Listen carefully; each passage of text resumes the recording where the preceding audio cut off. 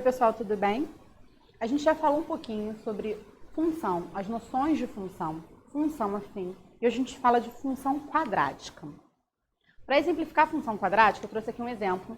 Eu quero escrever como seria a área desse retângulo ABCD. Esse retângulo ABCD, ele tem a altura medindo x mais 4 e a nossa base medindo x mais 7. Então, a área desse retângulo ABCD, a gente poderia fazer de algumas maneiras. A gente poderia fazer a área de cada um desses retângulos pintados ou fazer a área total. Quando eu multiplico esses valores para descobrir a área, porque a área do retângulo é base vezes a altura, eu chego a esse valor aqui, ó, x ao quadrado mais 11x mais 28. E x ao quadrado mais 11x mais 28 é um polinômio do segundo grau. Lembra de polinômio? Como é que a gente define o grau de um polinômio? O grau de um polinômio é o maior expoente no qual a letra está sendo elevada, quando é um polinômio de variável única, que é igual ao nosso polinômio aqui. E aí, se eu chamar a minha área ABCD de y, eu tenho que y é igual a x ao quadrado mais 11x mais 28. E aí eu tenho que y, que é a área, ela está em função do x. E essa função, ela vai ser representada por um polinômio do segundo grau.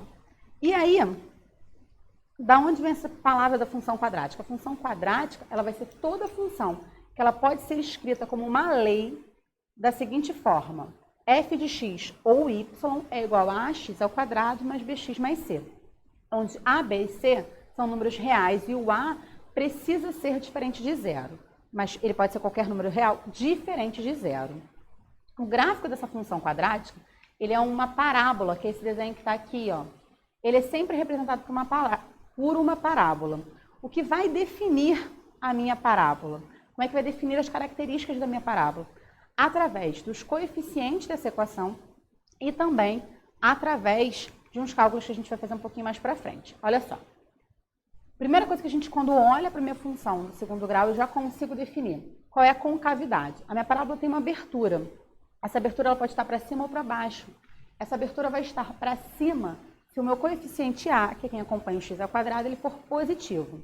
Essa abertura vai estar para baixo quando o meu coeficiente A ele for negativo. Lembrando, não tem opção para quando A é zero, porque quando A é zero, ela não é uma função quadrática, ela é uma função afim. E aí, função afim, a gente viu num outro vídeo. Para a gente descobrir os zeros da nossa função, a gente vai pegar a lei é aquele polinômiozinho, e a gente vai igualar a zero. Por quê? Porque zero da função será o valor de x, no caso da função quadrática, os valores de x, que fazem com que y seja zero. Por isso que a gente iguala a função a zero. A lei da função, né? Quando eu igualar a lei da função a zero, eu vou ficar com uma coisa que me lembra uma equação de segundo grau. E aí, como é que a gente resolve essa equação de segundo grau? Tá aqui pra gente. Minha equação ax ao quadrado mais bx mais c igual a zero, porque agora é uma equação. Antes não era uma equação. Antes eu tinha que era um polinômio do segundo grau, não é equação. Quando eu igualo a zero, vira uma equação para achar os zeros. Primeiro eu calculo o discriminante delta, depois eu calculo as minhas raízes. Essas raízes que a gente encontra dessa equação são referentes aos zeros da minha função. Mas aí, lembrando que os zeros e as raízes são os pontos onde ele vai cortar x. Por quê? Quando a gente viu no gráfico, no vídeo lá de função, das noções de função, a gente viu que o eixo x é o eixo onde y vale zero. Então, por isso que os zeros ou as raízes da minha função são os pontos onde ele corta x, porque é onde o eixo que y vale zero. Mas a gente precisa relembrar quais são as informações que esse discriminante traz para a gente. Quando a gente aprendeu a equação de segundo grau, a gente viu que esse discriminante trazia informações sobre como eram as suas raízes. E a gente tinha que, quando o meu discriminante era menor do que zero, a minha equação não tinha raiz real. Quando o meu discriminante era igual a zero, a minha equação possuía uma raiz real, ou duas raízes iguais, que significava a mesma coisa. E quando o meu discriminante era maior do que zero, eu tinha duas raízes reais diferentes. Mas, Priscila, por que você está falando isso? Por que a gente está relembrando isso? A gente está relembrando porque a gente viu no slide anterior que o zero ou raiz da minha função é onde ele corta x. Então, pensa aqui comigo. Se ele não tem raiz real, ele vai cortar o x? Não, não vai cortar o x. Se ele possui uma raiz real, como é que vai ser a relação dele com o x? Ele vai ser tangente ao x, ele não vai cortar, ele vai tocar o eixo x em um único ponto. E se eu tenho duas raízes reais diferentes, aí sim ele corta x em 2 pontos diferentes. A gente vai dizer que a nossa parábola é secante ao eixo x, porque ele corta em 2 pontos diferentes. Olha a nossa representação gráfica. Coloquei aqui para vocês 6 gráficos que representam todas as informações que a gente viu. Olha só. Nesse nosso primeiro gráfico eu tenho A positivo, ó, todos aqui de cima. A positivo, por isso que a minha concavidade está para cima. A minha abertura, a minha concavidade, ela está para cima. E nesse primeiro, A positivo e delta menor que zero, não encosta em x. A positivo e delta igual a zero, ele é tangente a x. A positivo e delta maior que zero, ele é secante a x. E a gente pode fazer a mesma analogia para quando o A for negativo e a minha concavidade for para baixo.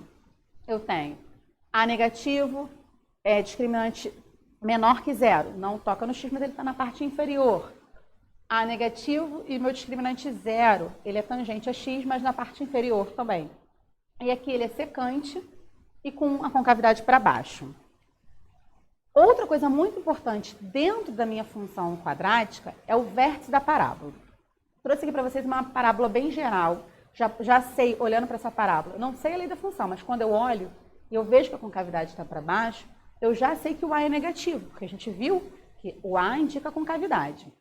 Uma coisa muito importante é que uma parábola é simétrica.